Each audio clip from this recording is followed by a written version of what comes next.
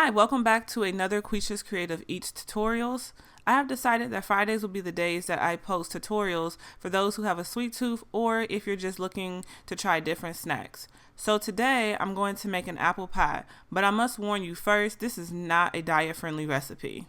So if you're okay with this not being a diet-friendly recipe, go ahead and do me a favor and click that subscribe button before we get into this tutorial.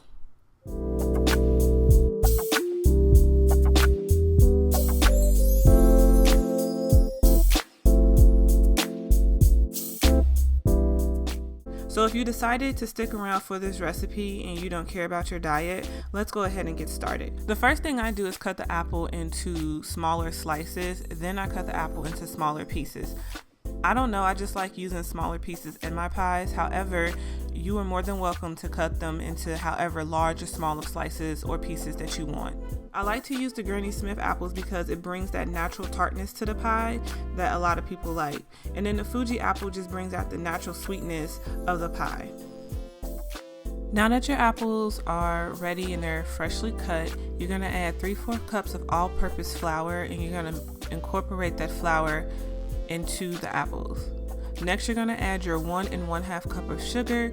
You can reduce this down to 1 cup of sugar because we are going to add brown sugar to the bowl a little bit later in the recipe. You want to just make sure that you mix those. Next, we're going to add our cinnamon and our nutmeg, and we're just going to stir that up. And then we're going to add the 1/4 cup of brown sugar as well and just mix that in there, incorporating all the ingredients and making sure each apple is covered. Next, we're going to add our 2 tablespoons of lemon juice. And then we're going to add our 2 teaspoons of vanilla extract.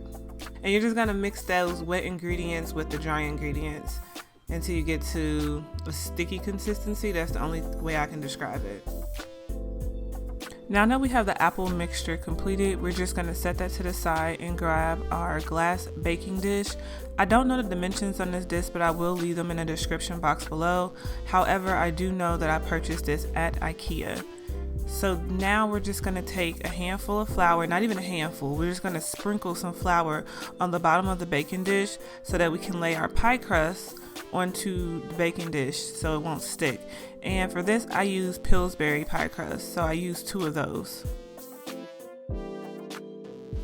So for this next step, you want to gently press the pie crust into the sides of the pan in an upwards motion, making sure that you get the pie crust on the sides of the pan, or I should say on the sides of the dish. This is not a pan, this is a dish.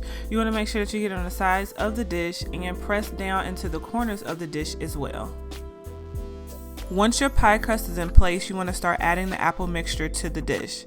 You want to make sure that you distribute the filling evenly throughout the dish and making sure that each corner has an appropriate amount of filling in it so it won't be lopsided and it can lay smooth. Once you have your filling in place, you want to take butter. You want to cut that butter into slices and then cut it into fourths. Here you want to make sure that the butter is distributed evenly on top of the pie filling. Now that the pie is ready, I'm going to set it to the side so that I can prepare the crumble topping. I'm going to start by adding my dry ingredients, which include flour, brown sugar, and ground cinnamon. Once those 3 ingredients are added, we are going to mix those together and make sure that they're incorporated well. Next, we're going to add a 1/2 cup of melted butter. Once the butter is added to the dry ingredients, I'm just going to stir it and continue to stir it until it becomes a sand-like consistency. Now the crumble topping is ready to be added to the pie mixture. Once again, you want to make sure that you distribute the crumble crust evenly across the pie mixture. You want to make sure that every nook and cranny of the pie mixture is covered by the crumble as best as possible. Once the crumble crust is in place, you can actually stop here.